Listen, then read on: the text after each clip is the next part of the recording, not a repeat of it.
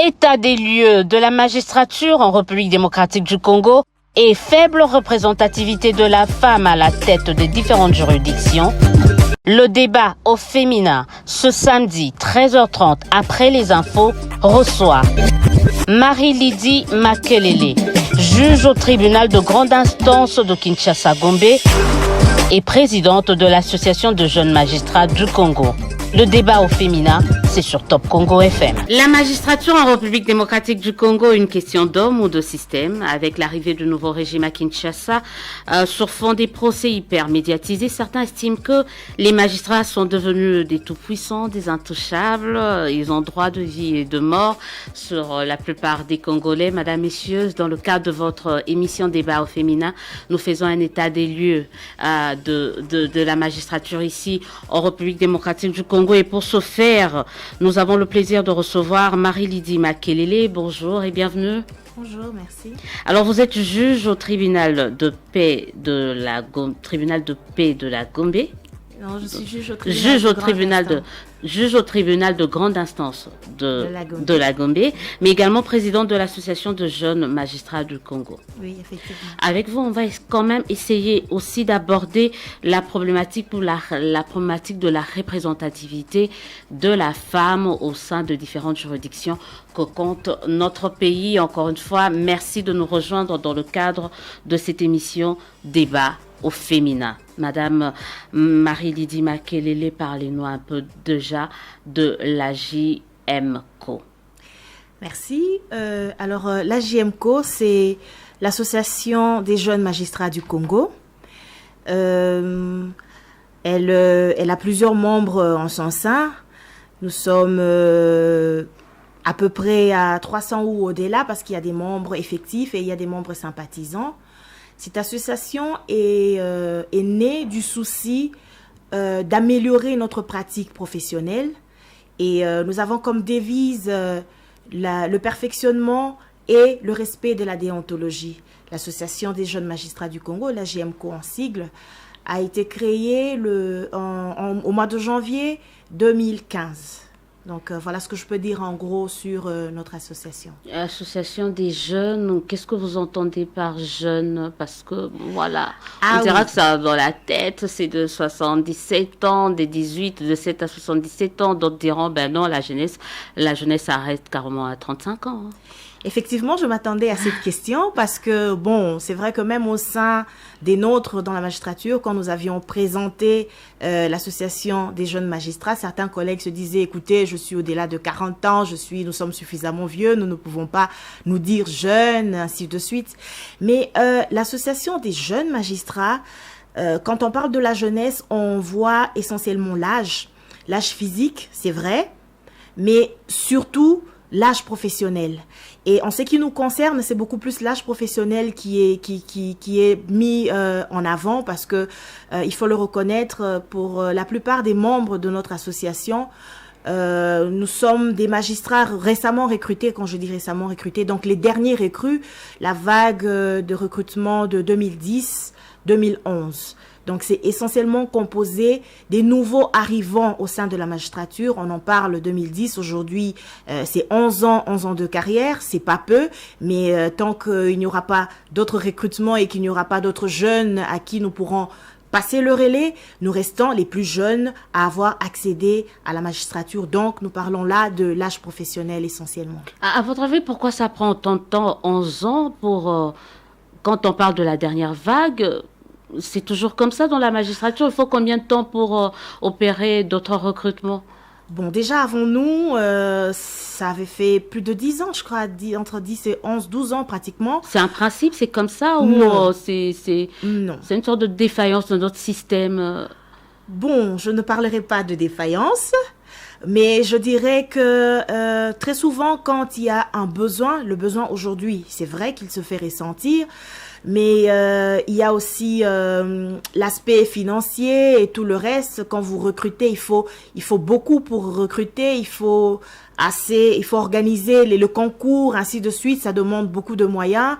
Et bon, je crois que comparativement à ce qui est entre le besoin et les fonds qui doivent être alloués pour ce devoir, parfois, ça tarde un peu à arriver, mais ce n'est pas un principe. Je crois que quand toutes les choses seront sur les roulettes, comme nous l'espérons d'ailleurs très prochainement, les recrutements sera fait. On espère également. Est-ce qu'aujourd'hui, on a les magistrats, la population a les, je ne vais pas dire les magistrats qu'il faut, tous les magistrats peuvent couvrir le besoin, si je peux dire comme ça, de la population. On a assez des magistrats comme ça pour s'occuper quand même de la population, des problèmes de la population dans ce secteur. Non, nous n'avons pas assez de magistrats. Malheureusement, je n'ai pas emmené les statistiques, mais à ce jour, nous avons à peu près 3800 quelque chose magistrats pour toute l'étendue de la Pour une population de 100 millions maintenant. Vous imaginez si on calcule, c'est un magistrat pour autant de personnes. Non, nous ne pouvons pas aujourd'hui dire que le nombre des magistrats arrive à couvrir tous les besoins de la population. C'est même pour ça que de plus en plus, le Conseil supérieur de la magistrature est en train de parler de recrutement. Il y a déjà des dépôts des candidatures qui est en cours. Donc, incessamment, selon l'organisation du Conseil supérieur de la magistrature, nous allons procéder, il va procéder au recrutement. On revient quand même, on parlera de la magistrature, des magistrats, parce que ce sont des concepts qui ne sont pas très bien connus. C'est vrai, on utilise ça tous les jours, on en parle chaque jour, mais peut-être qu'on ne maîtrise pas très bien. Ça sera une bonne occasion. Mais on revient à la JMECO, donc l'Association des jeunes magistrats du Congo. Oui. Des jeunes, je disais, sont en opposition aux vieux magistrats. Ils doivent aller en retraite? Oh que non, parce que les jeunes magistrats doivent être formés par les magistrats beaucoup plus habiles, beaucoup plus expérimentés. Non, ils ne doivent pas aller en retraite. Nous avons encore besoin d'eux parce que l'expérience professionnelle a démontré que la connaissance des textes et de tout ce que vous voulez est parfois limitée quand vous êtes confronté à d'autres difficultés. Il y a eu déjà depuis notre recrutement plusieurs vagues des magistrats qui sont allés en retraite. Et comme on le dit déjà, à ce jour, il y a peu de magistrats pour le nombre de la population. S'ils vont en retraite, eh ben, ça sera assez compliqué. Non, nous avons besoin de cet accompagnement. Mais vous les opposez avec votre jeune, vieux, bon. Bah écoutez, c'est juste une dénomination parce que il faut le dire, l'association des jeunes magistrats, il n'y en a pas qu'au Congo, il y en a dans plusieurs autres pays. Alors pour épouser ce concept-là, nous nous sommes dit, nous allons faire comme les autres qui se sont regroupés, qui veulent améliorer leur pratique professionnelle. Et d'ailleurs, quand nous évoluons, quand nous organisons des rencontres au sein de notre association, nous recourons auprès de ces magistrats chevronnés qui nous accompagnent pour tel ou tel autre sujet de droit et qui nous aident à mieux comprendre certaines notions de droit que nous ne maîtrisions pas au début. Donc voilà. Voilà ce que nous pouvons dire. Donc, il ne s'agit pas d'opposer des jeunes aux vieux, non. Il ne s'agit pas d'opposer les jeunes aux vieux et c'est juste que nous avons choisi d'évoluer comme ça pour nous identifier quand même. Vous identifiez, mais quand même reconnaissez que peut-être que parce que ces vieux-là ne vous ont pas tendu la main, ils ont dit, bah, écoutez les jeunes, débrouillez-vous et vous êtes décidé de vous organiser comme ça, justement pour... dire aux vieux aussi, ben écoutez, on peut faire sans vous. Ah bon, il faut dire d'abord que je reviens au contexte de notre recrutement pour justifier plus ou moins ce qui a poussé à créer cette association. Au sein de la magistrature, il est prévu que quand on recrute, après avoir passé le test et avoir réussi avec succès, les anciens magistrats passaient 2 ans en tant que magistrats stagiaires. Donc, c'était à titre provisoire qu'ils étaient magistrats. Comme un peu les avocats, comme ça se passe avec les avocats. Oui, si peu. 2 ans de stage. 2 ans de stage. Avant de prêter serment. Voilà. À l'issue de ce stage-là, comme ils étaient nommés à titre provisoire, à l'issue, celui qui s'était bien affirmé était maintenant confirmé magistrat, à proprement dit. Alors, nous avons eu la chance, si je peux le dire ainsi, d'avoir été directement nommés magistrats parce qu'il y avait un besoin réel. Il y avait un besoin réel des magistrats. Il fallait vite recruter et vite nous mettre au travail. Alors bon, dans ce contexte-là, le travail n'était pas toujours facile parce que nous avons appris sur le tas. C'est vrai qu'il y avait l'encadrement, mais celui qui t'encadre a lui-même ses tâches journalières et c'est toujours pas très facile d'être derrière tout le monde. C'est ainsi que nous nous étions dit, regroupons-nous, réfléchissons ensemble et faisons appel à cette hiérarchie pour que de temps en temps, au-delà de la formation qui est organisée par le Conseil supérieur de la magistrature, qui est sporadique parce que bon, c'est pas tout le temps qu'ils organisent des mises à niveau, donc il fallait se prendre en charge. Effectivement, c'est à ça aussi qu'est appelé le magistrat, à se prendre en charge, à s'auto-former au-delà de la formation que lui fournit le Conseil supérieur de la magistrature. Donc, sur ce tas, nous nous sommes dit, nous nous regroupons, nous faisons quelque chose avec eux et voilà, nous avons pu évoluer ainsi. Donc, voilà dans ce sens, donc la Gyméco, c'est pas. Donc vous êtes ouvert à l'endroit des vieux. On est ouvert. Et deux fois ils vous épaulent. Donc ah oui, très souvent d'ailleurs. Nous recourons à eux parce que bon, ils sont là depuis longtemps, ils connaissent la pratique et nous ne pouvons pas avancer sans eux. Et ils nous servent de modèle, de repère et voilà. On rappelle aux téléspectateurs qu'on reçoit Madame Marie-Lydie Makelele, juge au tribunal de grande instance de Kinshasa-Gombe, oui. Également présidente de l'association de jeunes magistrats du Congo. On parle de ce terme, on entend depuis 2 ans, faut pas qu'on se leurre, depuis 2 ans, il ne se passe pas un jour sans qu'on entende ce mot, ce terme magistrat. Mais qu'est-ce qu'on appelle, qui est-ce qu'on appelle magistrat? Effectivement, tout à l'heure là, on faisait une petite nuance entre voilà qui est magistrat, qui est avocat, parce que bon, dans la société aujourd'hui, même quand vous êtes magistrat, quand tu passes, on t'appelle maître. Parfois, on se dit bah écoutez, maître c'est un avocat. Donc le magistrat, et au sein de la magistrature, il y a les magistrats du parquet, il y a le magistrat du siège. Alors, le magistrat du parquet, c'est le garant de la loi, c'est celui qui veille au respect, au maintien de l'ordre public. Alors, c'est celui qui poursuit et qui veille au maintien, comme je l'ai dit, de l'ordre public. Le juge, par contre, qui est de par essence magistrat, mais qui est magistrat assis, donc lui est appelé comment dire, à dire le droit, à prononcer, si vous voulez, des verdicts, à donner des décisions. Quand on lui soumet un litige, il lui revient justement de trancher les litiges. Voilà la petite nuance qu'on peut faire entre magistrat du parquet ou magistrat debout et magistrat assis ou juge. Magistrat du parquet, c'est lui le procureur, c'est ça? C'est lui le procureur. Qu'on appelle procureur. C'est celui qu'on appelle communément procureur, effectivement. Procureur, si on entre, on dirait qu'il y a un procureur général et puis un procureur tout court. Mais vous avez des concepts. Mais on est obligé quand même d'apprendre. Est-ce que dans le cadre de la Gyméco, vous y attelez? Parce qu'aujourd'hui, avec l'état de droit, avec tout ce qu'on regarde, tout le monde maintenant, on sait que à chaque jour on dit c'est la justice qui élève une nation, tout le monde en parle, mais tout le monde ne maîtrise pas ce concept. Mais est-ce qu'au niveau de votre association, vous attelez à vulgariser quand même certains concepts pour que ça puisse pas prêter à confusion? Oui, effectivement, nous avons un pôle au sein de notre association qui s'occupe de la communication. Qu'est-ce que nous faisons concrètement? Nous allons vers la population, nous allons vers les élèves dans les écoles, nous allons vers les étudiants, nous allons vers les mamans dans des églises, au sein des associations, comment dire, des ONG, ainsi de suite. Nous allons vers la population pour expliquer certains concepts, pour nous rapprocher de plus en plus de cette population pour laquelle nous disons le droit, mais qui l'ignore, au fait, qui ignore ses droits. Alors, pour éviter, parce que très souvent, les gens ont du mal à venir vers la justice, vers ceux qui sont censés dire le droit. Parfois, ils ont besoin de quelques conseils.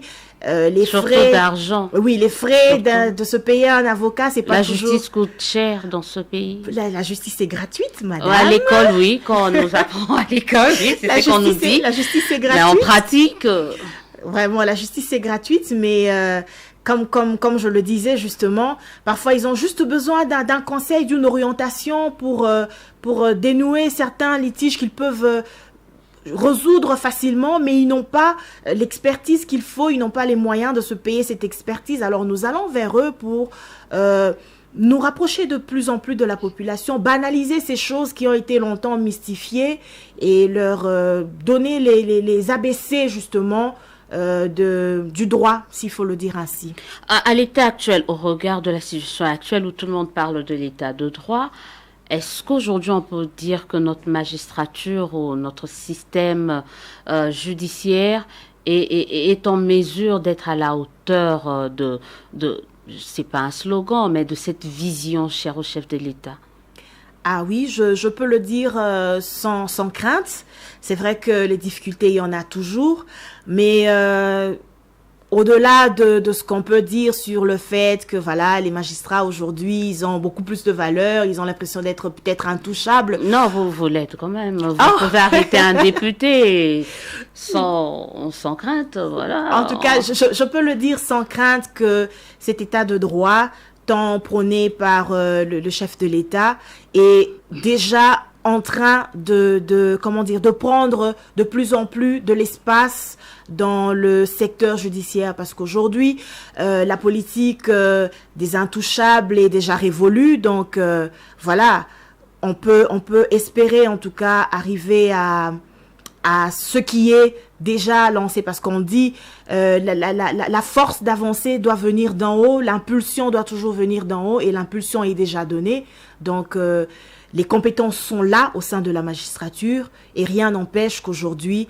nous puissions travailler justement chaque jour un peu plus pour arriver effectivement à cet état de droit que nous attendons tous. On parlera tout à l'heure des compétences, surtout des femmes au sein de l'appareil judiciaire, au sein de la magistrature. Mais je dis oui, les magistrats, ils se disent, ils sont quand même devenus des intouchables, ils peuvent tout faire, ils peuvent arrêter tout le monde, mais eux, ils peuvent pas être arrêtés. Eux, ils peuvent tout faire, mais ils ne seront pas poursuivis, d'où la problématique qu'il y a eu autour des lois Minakou et Sakata. Est-ce qu'il y a des mécanismes qui sont mis en place justement pour surveiller quand même ces magistrats qui ont, comme je le disais tout au début de cette émission, droit de vie et des morts quand même? Effectivement. Oui, effectivement, il y a des mécanismes qui sont mis en place. Comme je le disais tout à l'heure, la politique des intouchables, c'est déjà révolu. Le magistrat n'est pas en dehors de la loi. Et quand nous parlons d'état de droit, ça suppose que la loi doit s'appliquer à tous de manière égalitaire. Donc, un magistrat qui commet un forfait, si c'est dans le cadre de son travail, il y a le Conseil supérieur de la magistrature qui a organisé les choses telles que il y a des chambres disciplinaires, il y a des demandes d'explication, ainsi de suite.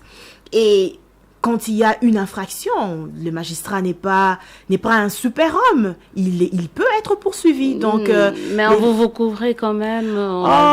Ça c'est ce que les gens Un magistrat racontent. ne peut pas livrer un autre quand même entre vous. Vous allez dire, maintenant c'est un confrère. Voilà, c'est souvent ça aussi, c'est qu'on reproche aux magistrats. Bon, ça c'est ce qu'on dit. Vu de l'extérieur, on a l'impression que voilà, on est obligé de se couvrir. Vous serez d'accord avec moi que même au sein de toutes les corporations, tout ce qu'on fait de mieux, c'est de veiller à ce que chacun soit d'une certaine manière protégé. Mais quand on est devant des évidences, madame, nous ne pouvons pas couvrir quelqu'un devant une évidence telle qu'une infraction qui se commet. Et je peux vous rassurer que si vous allez aujourd'hui à Makala, il y a des magistrats qui ont été condamnés et qui purgent leur peine là-bas. Donc non, on ne doit plus voir les choses de cette manière-là.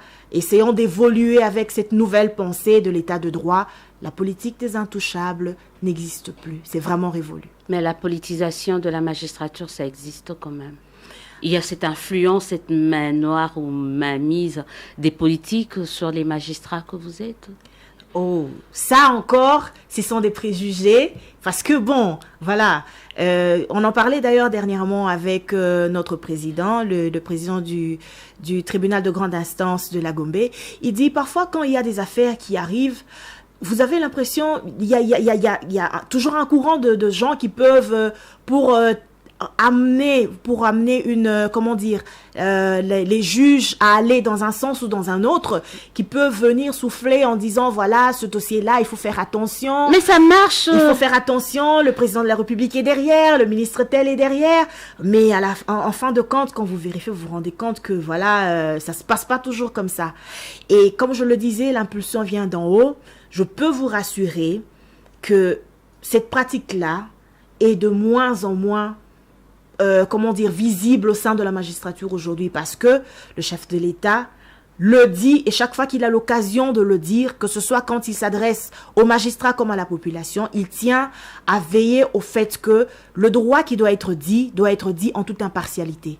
Et quand déjà d'en haut là-bas vous avez une impulsion comme celle-là, un peu comme vous disiez, tu n'as plus peur de rien, tu te dis ok, le chef de l'État lui-même me demande d'agir en toute impartialité. Donc, et les lois d'ailleurs auxquelles nous sommes soumis, parce que quand le magistrat entre en fonction, il prête un serment. Il prête un serment de ne faire application que de la loi, de la Constitution et de toutes les lois de la République démocratique du Congo. D'y veiller, de s'appliquer, d'agir avec légalité, impartialité et tout le reste. Ça veut dire que... en tout cas, tout ce qui est véhiculé, c'est vrai, ça se dit, nous en entendons parler. Et parfois, même quand nous rendons des décisions, nous sommes nous-mêmes surpris. Une fois, ça m'est arrivé. Nous avons rendu une décision en toute impartialité. Je ne connaissais pas les partis et aucun des membres de la composition ne connaissait les partis qui étaient devant nous. On rend la décision, on écoute, je sais pas, à la radio ou une presse écrite et on dénonce, voilà, tel ou tel autre magistrat a rendu une décision, on leur a donné un pot de vin. Oh là là, on était nous-mêmes surpris, c'était à la limite risible parce qu'on ne connaissait aucune des parties. Nous avons dit le droit tel que les lois de notre pays l'exigeaient. On s'est juste rendu compte que la partie succombante, n'étant pas satisfaite de la décision, a voulu un peu saboter, jeter un peu des pierres sur la magistrature. Donc, parfois, nous sommes confrontés à ce genre de difficultés, mais ça ne nous empêche pas d'aller de l'avant et de faire le travail comme il se doit. L'hypermédiatisation de certains dossiers, quand même, est source de pression. Au-delà, vous venez de dire que la politisation, ça n'existe plus actuellement, mais l'hypermédiatisation de certains dossiers ne vous facilite pas aussi la tâche, quand même? Ou ça vous aide aussi, ça vous éclaire, parce qu'on est là en tant que média. Est-ce que ça vous éclaire ou ça vous facilite, ou ça vous met la pression, ça vous met en difficulté par rapport à l'exercice de votre travail? Bon, le magistrat, déjà, quand il est face à une affaire, face à un dossier, il ne reste soumis qu'à la loi, à la rigueur de la loi. Mais c'est vrai qu'il ne faut pas le nier, il ne faut pas se voiler la face. Quand un dossier est très médiatisé, on devient 2 fois plus prudent. Parce que pour un oui ou pour un non, on peut l'interpréter d'une manière... Et 2 fois plus courtisé, quoi. Oh oui, il ne faut pas le nier, 2 fois plus courtisé, c'est vrai. Mais nous sommes liés à certains devoirs déontologiques qui font que, courtisé ou pas, ce qui doit être fait sera fait. Et bien entendu, nous savons passer au-delà de toutes ces personnes qui viennent courtiser. Parce que les gens ont l'impression que la justice s'achète. Alors quand quelqu'un vient te dire que la justice doit être vendue, il faut l'aider à comprendre que nous sommes aujourd'hui dans un élan différent de ce qu'il a connu hier. Et que tu ne feras que ton travail. S'il a raison, tu lui donneras raison. Et si ce n'est pas le cas... il a des voies de recours, il verra comment faire entendre sa voix. Vous avez dit tout à l'heure que la justice est gratuite, mais les services auprès des magistrats ne le sont pas. Ça coûte excessivement cher pour une population si pauvre comme la nôtre. C'est ça, c'est une réalité. Que pour bénéficier des services quand même de la justice, il faut avoir des moyens et peut-être beaucoup de moyens, justement. C'est ce qu'on reproche quand même à la plupart des magistrats. Oui, c'est ce qu'on reproche, mais... Ce sont des évidences ou pas? Non, je pense pas que ce soit des évidences, parce qu'au fait, qu'est-ce qui arrive? C'est ce qu'on disait tout à l'heure. Les gens ne méconnaissent la plupart de pratiques judiciaires, c'est ainsi que parfois ils sont dans des exagérations. Parce que quelqu'un qui vient saisir la justice, qui saisit peut-être un magistrat au parquet, pour une affaire, disons, pour une infraction donnée, ok, pour ne pas le citer. Il veut poursuivre telle ou telle autre personne. Cette personne doit être invitée, il doit être convoqué auprès du magistrat. Le magistrat doit l'entendre.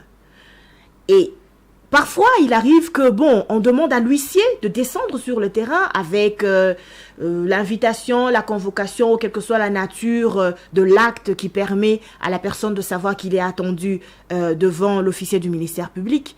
Ce huissier-là qui doit descendre, il n'y a malheureusement pas suffisamment de budget ou de fonds alloués. Mais il dépend de l'État. La population, celle qui est venue aussi, n'a pas de moyens. Il fait quoi? Madame, et là, c'est ça le problème. Quand vous lui dites, voilà, l'huissier qui doit descendre, il faut peut-être un déplacement pour lui, il faut ceci. Moi, par exemple, quand j'étais officier du ministère public, il arrivait que devant une évidence, devant une personne qui ne sait même pas se payer un transport elle-même pour venir vers nous, il arrivait que je donne moi-même de ma poche. Donc vous aidez l'État. Malheureusement, c'est ça. Et à un moment donné, il fallait travailler parce que tu te dis, telle personne n'est pas saisie, telle personne n'est pas touchée, je ne sais pas l'inviter parce que l'huissier ne s'est pas arrivé au lieu de la résidence de la personne qui est poursuivie. Finalement, vous allez croiser les bras et le travail ne sera pas fait. Aider l'État, c'est un concept que je n'épouse pas vraiment, même si on n'est pas très loin de ça. Mais le travail doit être fait et c'est compliqué de toujours mieux expliquer à la population qui vient se plaindre, à la population qui vient et qui attend que la justice soit rendue à son égard, de lui expliquer certaines petites notions comme ça. Ils ont parfois l'impression que ça ira à la poche du magistrat. C'est pas toujours, c'est pas le cas du tout. Donc on avance ainsi. On avance ainsi, mais c'est souvent le cas parce que certains dénoncent des pratiques comme vous arrivez à un dossier, vous connaissez déjà votre magistrat. C'est ça la procédure apparemment ici en République démocratique du Congo. Je sais déjà que je vais porter plainte et je connais déjà le magistrat qui va traiter le dossier. C'est comme ça que ça se passe. Expliquez-nous un peu. Non, ce n'est pas comme ça que ça se passe, que ce soit au niveau du parquet comme au niveau du siège, donc dans les cours et tribunaux.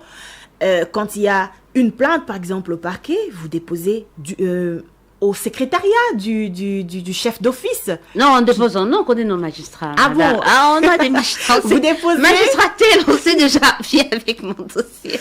Je veux aller là-bas. C'est comme ça que ça se passe. En tout cas, la loi veut... personnellement, j'ai jamais rencontré ce genre de cas, mais on dépose au secrétariat du chef d'office ou... au secrétariat du chef de juridiction, les dossiers est attribué à qui de droit? En fait, c'est le chef d'office ou de juridiction qui choisit soit le magistrat instructeur, soit les juges qui seront alignés pour siéger dans telle ou telle autre affaire. Le chef qui connaît ces éléments, qui connaît les compétences des uns et des autres, peut décider qu'en telle matière, je vois que tel autre est un peu plus rapide ou un peu plus, disposé. Et c'est ainsi que les attributions se font parce qu'il y a un document justement qui attribue un dossier à telle ou telle autre personne. Donc, je crois que là aussi, il y a un peu d'exagération, mais... En tout cas, on sait, par exemple, pour tel dossier, on ira voir le procureur qui est sous là et tout. Il y a des dossiers comme ça. On sait, quand je veux Kinshasa m'a tété au 4e rue pour un tel dossier, on sait peut-être déjà qui voit, mais c'est pas ce qui est fait, c'est aussi des clichés. Donc, il y a toujours des procédures qui sont respectées. On va essayer de parler de la femme dans cette magistrature. Là, je lisais le 17 juillet dernier, 2020. Le président de la République a eu à nommer 8 hauts magistrats qui ont prêté serment le 4 août 2020. Et parmi les 8 hauts magistrats, il n'y avait qu'une seule femme. On est tellement nombreux à faire le droit, à l'UNIKIN, à l'UPC, à l'ULK, à toutes les universités là. comment on a du mal à être présente dans des grandes juridictions de l'appareil judiciaire dans notre pays. Oui, là, il s'agit exactement de la Cour de cassation. La Cour de cassation, effectivement. Et la Cour constitutionnelle. La Cour constitutionnelle, bon, à la Cour constitutionnelle, il y a eu 3 magistrats, 3 juges constitutionnels qui ont été nommés, dont une femme. Et au sein à la cassation, il y avait, je crois, deux femmes, effectivement. Mais bon, le problème qu'il y a, c'est que déjà au sein de la magistrature, il n'y a que 25% de femmes dans l'ensemble des magistrats qui sont actifs. Il n'y a que 25% de femmes. Donc, quand il faut nommer... Donc, sur le 3800... Sur les 3800, et aujourd'hui encore, avec la nouvelle vague des magistrats, il y a eu 25, mais à l'époque, avant que nous n'arrivions, le pourcentage des femmes, c'était 4% de femmes au sein de toute la magistrature, sur toute l'étendue de la République. Donc, face à des statistiques telles quelles, quand on veut nommer, on ne va pas non plus créer quelque chose qui n'existe pas. C'est sur le lot de ce qu'il y a que l'on désigne justement des femmes. Parfois, on crie à l'injustice, mais que voulez-vous? Il n'y a que... Mais c'est dû à quoi? Pourtant, on en fait le droit, comme tout le monde. Voilà, mais qu'est-ce qui fait qu'à la fin, comme ça, après, il y a plus de femmes? Ce sont les femmes elles-mêmes, vous pensez? Bah, écoutez, je pense que ce sont les femmes elles-mêmes qui... Elles sont pas compétentes? Non, là je ne parle pas de la compétence. Écoute, nous suivons les mêmes cursus scolaires, universitaires et autres, et donc on ne peut pas parler aujourd'hui de la compétence. Je pense que cette affaire est résolue et c'est vraiment révolu. Et donc je pense que c'est peut-être... Il y a des professions à l'époque... pour lesquels on se disait ça, c'est propre aux hommes. C'est aujourd'hui que de plus en plus les femmes sont en train de s'essayer, que ce soit dans la magistrature, dans l'architecture, comme dans presque tous les domaines de la vie. Aujourd'hui, les femmes sont en train de comprendre qu'elles doivent se réveiller, qu'elles ont autant de compétences que les hommes. C'est ainsi que, bon... Je crois qu'avec les prochains recrutements, on aura beaucoup plus de femmes. D'ailleurs, nous-mêmes... on veut les quotas, nous, les femmes. On veut le quota. Le quota, c'est bon. 30%. Il faut nous réserver nos 30%. Comme ça, commencer comme ça. On se dit 30% même au niveau de la magistrature, des juridictions, parce que tout à l'heure, en échangeant, on disait il y a 3% des femmes occupent la tête des différentes... qui dirigent des juridictions, et c'est pas assez, il nous faut nos 30% dans ce domaine. Oui, c'est vrai, il faut 30%, nous ne sommes pas comme, moi personnellement, je suis une des femmes qui se bat vraiment pour la promotion de la femme, parce que bon, au-delà de tout ce que nous pouvons dire, la femme doit comprendre qu'elle est elle-même l'actrice de sa propre promotion. Elle est actrice de sa promotion, ce n'est pas aux hommes de te pousser à aller de l'avant. Il faut d'abord comprendre que tu as ta place et te battre pour le mériter. Très souvent, il arrive que nous nous cachions derrière des tâches peut-être ménagères. Trop d'excuses de la part de la femme. Trop d'excuses, oui. Mais même cet aspect-là des choses, aujourd'hui, quand vous regardez dans la société, aujourd'hui, la femme est en train de s'affirmer de plus en plus. J'ai même lu quelque part où on disait que quand on évalue le rendement des entreprises qui sont dirigées par les femmes, très souvent, c'est excellent.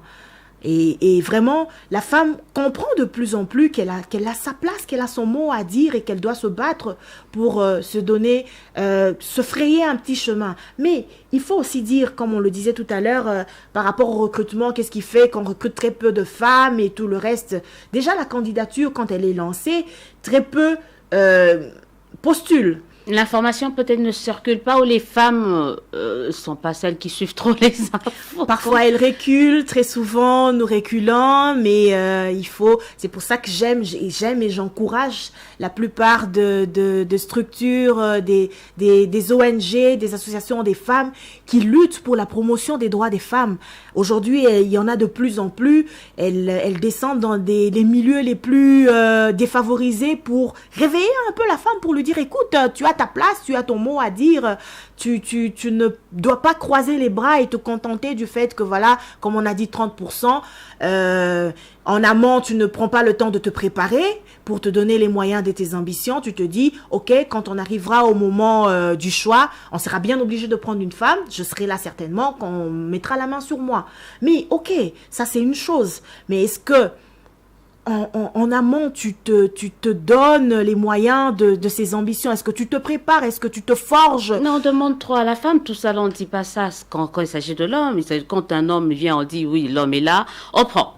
Mais à la femme, il faut des critères. Est-ce que, il y a quand même trop de questionnements quand il s'agit de la femme et ça n'aide pas. C'est ça aussi le problème. Effectivement, ça n'aide pas. Nous sommes, bon, il faut qu'on le dise, nous sommes bantous. Il y a la culture qui, de temps en temps, nous retient un peu et très peu de femmes osent. Et celles qui osent sont taxées de tous les mots. On se dit, voilà, qu'elle ait le courage d'avancer et d'aller. Ce qui fait que certaines préfèrent rester dans une torpeur. Là, elles se disent, bon, écoutez, mieux vaut ne pas oser et rester dans son confort. Il faut à un moment donné que la femme sorte de ce confort, qu'elle se dise, nous sommes dans un monde où la compétitivité est là, femme ou homme, c'est pas ça qui importe. Ce qui importe, c'est d'avoir des idées. Ce qui importe, c'est de se battre et de s'affirmer, mais surtout de se donner les moyens de ses ambitions. Parce que je rappelle aux téléspectateurs que nous recevons Marie-Lydie Makelele, juge au tribunal de grande instance de Kinshasa à Gombe, mais également présidente de l'association des magistrats du Congo. Vous êtes femme, très mariée. Oui. Ça a été facile pour vous? Parce que il y a ce poids sociologique par ricochet. Quand une femme est mariée, c'est encore 2 fois plus dur. On se dit, mais là, il faut s'occuper de ton mari et de tes enfants. Effectivement, c'est vrai que si on reste sur cet aspect-là des choses, on n'avancerait jamais. Et cette difficulté, elle est là. Je l'ai beaucoup plus ressentie au début. Mais heureusement pour moi, j'ai un homme qui m'accompagne et qui me soutient vraiment. J'ai son soutien inconditionnel. Et parfois même quand je me fatigue et je dors sur mes lauriers, il me dit, écoute, tu dois bouger, tu dois te réveiller. Oh. Oui. Mais c'est une grâce. Ben, les hommes comme ça, je sais pas si ça existe. Bon, je crois que j'ose croire que ça existe.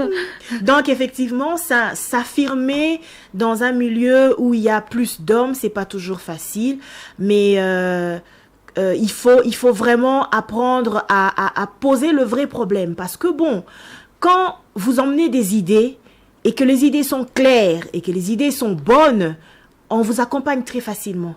Aujourd'hui, les gens, petit à petit, sont en train de se défaire de tous les stéréotypes qu'il y avait. La femme ne doit pas faire ceci, la femme ne doit pas faire cela.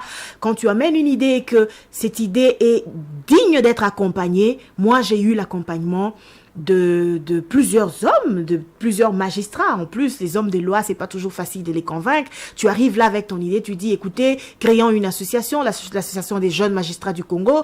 On te dit, ok, et qu'est-ce que tu veux entendre par là? Et finalement, si tu n'as pas des idées fixes et que tu n'es pas ferme dans ce que tu veux, tu risques toi-même d'être un peu perdu, d'être mis en déroute. Donc, j'ai présenté la chose et ils ont été très souples. Ils me disent, ok, on avance.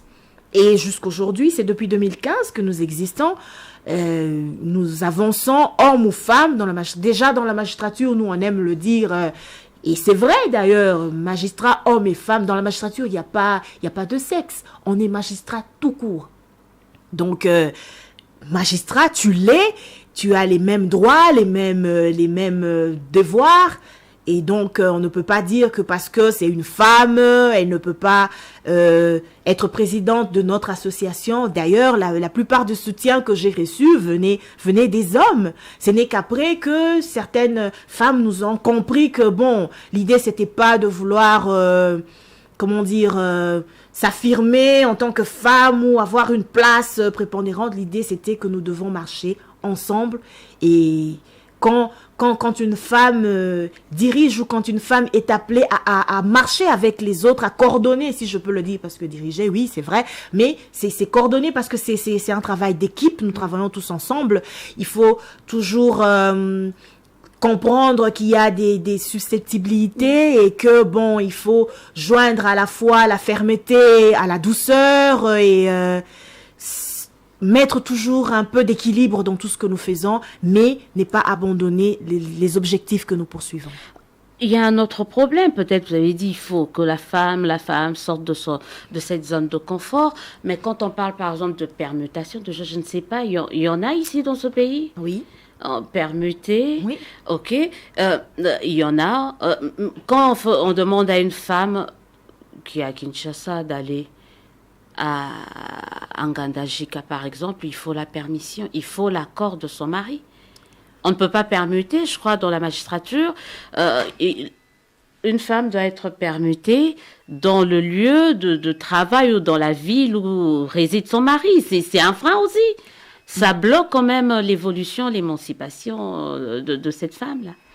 Ah oui, il faut pas le nier. C'est vrai que la femme est celle qui tient le ménage, au-delà de ses ambitions professionnelles, au-delà de tout ce qu'elle est appelée à faire en tant que mère, épouse et tout le reste, elle reste magistrat. Très souvent, nous avons rencontré cette difficulté-là. Il arrivait que l'on envoie une dame mariée dont le mari est à sa résidence à Kinshasa ou dans une province donnée, que l'on envoie ailleurs. Bien entendu, la dame introduira un recours pour solliciter de rester auprès de son mari et de son ménage. On ne peut pas élaguer cette partie-là. Pourquoi la femme doit subir ça? Chaque fois qu'on a des discussions avec les hommes, ils nous disent « Ah !» Dans la magistrature, quand il faut parler des droits, de tout ce qui est avantages, vous êtes là, les femmes, vous parlez, on a les mêmes avantages, nous suivons les mêmes études, le même cursus et tout le reste. Nous sommes tous magistrats, il n'y a pas de sexe dans la magistrature. Mais quand il s'agit de cette histoire-là, là, vous vous souvenez que ils ont raison. Mais ils ont raison. Hélas, la loi le veut ainsi, donc qu'est-ce que vous mais voulez? De ce côté-là, les femmes ne militent vraiment pas. Hein. Elles se battent pas pour voilà. Elles veulent l'égalité, la parité, ça doit être en tout. Oui, effectivement. D'ailleurs, pour accompagner cette idée, moi, j'ai connu dans la magistrature plusieurs dames mariées qui ont été envoyées en province et pour lesquelles les époux les ont accompagnées. J'ai plusieurs exemples. Donc, ce n'est pas toujours un frein comment dire, pour bien exécuter, bien faire son travail. Moi, je connais plusieurs couples comme ça. Il suffit d'échanger. Il y a un pourcentage quand même assez réduit. Oui, il ne faut pas se voiler la face. Hein, mais est-ce que vous pensez qu'on doit changer ça? Est-ce qu'on peut dire on peut pas avoir ça dans le code de la famille ou dans la loi? Voilà, dire si la femme doit être mutée, elle ne doit pas nécessairement avoir l'aval de son mari. Vous serez pour, vous? Non. Ah oui, je veux pas raconter des histoires, je serai pas pour parce que bon, entre nous, il faut dire que l'État veut comment dire, conserver, entretenir l'unité des foyers et des ménages. Vous imaginez un foyer divisé, une mère à gauche, un père à droite, les enfants grandiront chacun un peu comme dans un poulailler, et demain on sera surpris de se rendre compte qu'il y a des koulounas, qu'il y a de révoltes, ainsi de suite. Donc je pense que dans le but de l'unité des ménages et de permettre un suivi ou un encadrement des enfants et un ménage stable, je ne serai jamais d'avis que l'on voie les choses autrement. Donc, pour la stabilité, donc il faut que la femme, surtout magistrate plutôt, fasse cela. Il y a un autre, peut-être pas un autre problème, toujours en rapport avec la femme, la parité. Pour vous, ça a des limites? Oui. La parité, c'est consacré. On ne peut pas ici... L'égalité, ça a des limites. Donc, au niveau du travail, oui, l'égalité, mais à la mise en œuvre. Ah non, quand on rentre à la maison, le chef du ménage, c'est l'homme. Le chef du ménage, c'est l'homme, donc il ne saurait être autrement. Et parité, en fait, quand on parle de la parité, on parle là, on voit beaucoup plus l'aspect professionnel. On se dit, on offre l'égalité des chances à l'homme ainsi qu'à la femme. Parce qu'autrefois, il faut le dire, la femme était limitée à la procréation, au ménage, ainsi de suite. Et les choses évoluant, certaines femmes ont très mal compris d'autres notions liées à la parité et égalité partout à la maison et qu'on est tous égaux. Elles vont dans l'exagération. C'est même pour ça que certains hommes ont du mal à appréhender ce concept. Ils se disent, mais vous croyez tout permis? Attendez. Non. La parité, c'est juste le simple fait qui permet aux hommes et aux femmes de postuler, par exemple, aux mêmes emplois, d'avoir l'égalité de chance, justement, dans le monde de l'emploi, dans le monde professionnel. Mais à la maison, la femme reste mère, épouse et reste liée aux tâches traditionnelles d'épouse et de femme. Donc, il faut pas la faut femme pas a confondre. un peu une sorte de double face au travail. Ah oui. Et puis à la maison, Ah oui. C'est pour ça qu'on demande beaucoup plus à la femme. Parce qu'au-delà de ce que nous faisons tous, hommes et femmes, au travail, nous sommes appelés aux mêmes prestations. Quand la femme rentre à la maison, elle revêt une autre casquette. J'aime une image que j'ai souvent vue au ministère du genre, une image d'une dame avec un enfant au dos et avec plusieurs bras.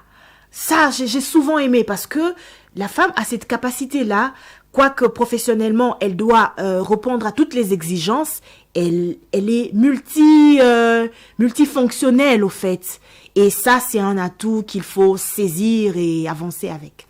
Marie-Lydie Makelele, on va très bientôt terminer. On attend peut-être d'ici quelques jours, quelques heures, le gouvernement. Peut-être encore de nouveau, on peut espérer avoir une ministre de la justice femme. On en a déjà eu. On en a déjà eu, oui. C'est une bonne chose. La justice est au féminin, après tout. Ah oui, j'aime bien comment c'est dit, la justice est au féminin. Oui, nous pouvons espérer bien. Et bon, il faut dire déjà qu'avec le gouvernement sortant, il y avait quand même une bonne représentativité de femmes. Je crois que dans la même optique, le président de la République veille à ce qu'il y ait quand même une bonne représentation plutôt de femmes au sein du gouvernement. Oui, nous espérons bien. Ça serait pas en tout cas une mauvaise chose pour la magistrature. Voilà, une ministre ministre de la Justice, femme et jeune, serait le bouquet, quoi. Ah oui, le package complet. Merci en tout cas d'avoir été de nôtres dans le cadre de cette émission Débat au féminin. Un mot par rapport à votre structure, l'Association des jeunes magistrats du Congo, mais un mot également à toutes ces femmes qui aujourd'hui vous ont suivi. Pas que des femmes d'ailleurs. Hein. Ah oui, oui. Un mot, c'est que si je peux dire quelque chose par rapport à l'Association des jeunes magistrats, comme je l'ai dit, nous existons depuis 2015 nous nous étendons chaque fois un peu plus. Donc, tous ceux qui veulent marcher, avancer avec nous sont la bienvenue. Même ceux d'une autre génération, parce que comme nous l'avons dit, nous avons besoin d'être accompagnés par des personnes beaucoup plus expérimentées. Et si je peux dire un mot à la femme congolaise, mais surtout à ceux qui nous suivent, c'est que à un moment donné, il faut qu'on se réveille. La Bible dit dans Proverbe que la justice élève une nation. Moi, je suis de ceux qui pensent que le décollage, justement, d'un pays, d'un État, dans quelque secteur qu'il soit, doit commencer par la justice. La justice, non pas seulement celle qui s'applique à nous qui disons le droit, pas seulement aux magistrats, aux avocats ou à tous les acteurs de la justice, mais la justice que chacun peut faire appliquer dans son secteur d'activité. Partout où nous sommes, si nous faisons les choses telles qu'il faut le faire, avec justice, avec équité, nous verrons déjà que ce pays va décoller et donc nous pourrons espérer un Congo meilleur dans les jours qui viennent. Merci, c'est par cette note d'espoir qu'on va terminer cette émission. Merci Marie-Lydie Makelele d'avoir répondu à notre invitation. Merci aux auditeurs, téléspectateurs. Vous étiez nombreux, vous êtes de plus en plus nombreux à nous suivre. C'est peut-être déjà la fin du mois. Le mois de mars appartient au passé, mais vous savez qu'à Top Congo, on donne la parole aux femmes chaque jour. Donc, c'est 12 mois sur 12, 365 jours sur 365. Les femmes ont droit à la parole ici, à la meilleure de radio. Donc, on vous dit au revoir tout en espérant de vous retrouver très prochainement avec un autre invité dans un nouveau numéro de ce débat au féminin. Au revoir et à très très bientôt. État des lieux de la magistrature en République démocratique du Congo et faible représentativité de la femme à la tête des différentes juridictions. Le débat au féminin ce samedi 13h30 après les infos reçoit Marie-Lydie Makelele, juge au tribunal de grande instance de Kinshasa-Gombe et présidente de l'association de jeunes magistrats du Congo. Le débat au féminin, c'est sur Top Congo FM.